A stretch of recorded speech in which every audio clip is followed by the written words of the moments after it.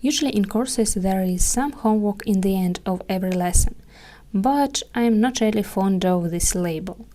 It has the same taste as work, a bit forceful and unpleasant. I'm trying to avoid word work using projects instead, and now I think I'll do the same with nasty homework. In this course, we're shaping and revealing new fantasy worlds, piece by piece discovering its parts, taking them out of the shadows. And in the end, we'll get a whole picture. So let's call it by its name. Bring to light, reveal some part of the new world. So in the first week, let's bring to light such a creature as a story. There will be two tasks.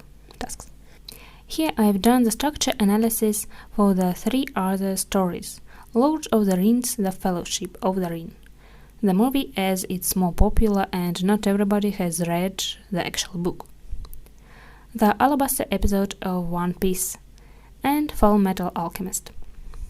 I've deconstructed the plots into steps of Freight Experiment and made a short description of characters, their steps of development and three main points: desires, weaknesses, favorite themes. I'm asking you to do the same for 4 stories you like and make their plan. They can be books, movies, manga or anime, whatever genre or style. For example, in this lesson I used Harry Potter book, Lord of the Rings movie, Full Metal Alchemist and One Piece anime. The main point is to choose the stories you think are really good, not just a popular one, but one which you like. About those you don't like we'll talk too, but in the following lessons. And don't take 2 stories of one word, like Harry Potter and Philosopher's Stone and Harry Potter and The Prisoner of Azkaban. But you can take 2 stories of one author, if you want. In fact, I found it interesting to compare 2 stories of Hiromu Arakawa, the author of Full Metal Alchemist. It was useful to understand how those 2 stories of one author work. Besides, it helps to understand the storytelling pattern of the writer. So the first task is to take 4 stories and study them, find out how they're built, and make the scheme of their structure. You can use their mirror board or any other tool you like to make them. For the second task, it's of course the characters. Make the same scheme of development for 2 characters from each story you choose. Their development and their main features, what they like, their weak point and their desire. And now about what difficulties you are going to encounter during this part.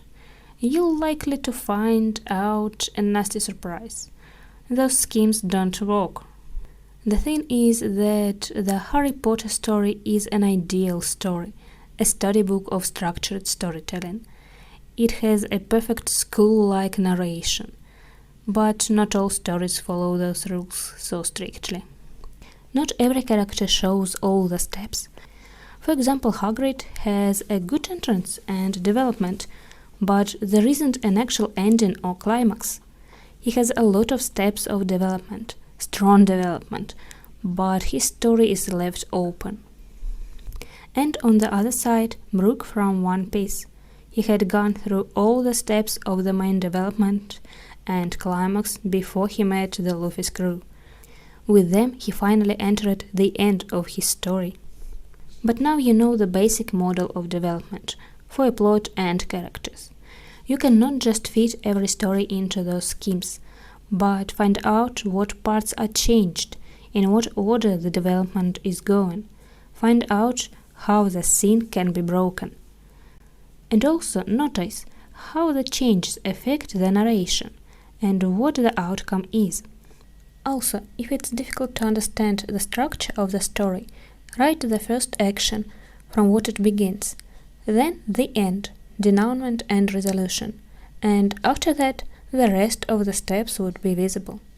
It's easier to follow the plot when you know where it's leading. Imagine a puzzle where you first put together the frame, and then fill it with the rest of the pieces.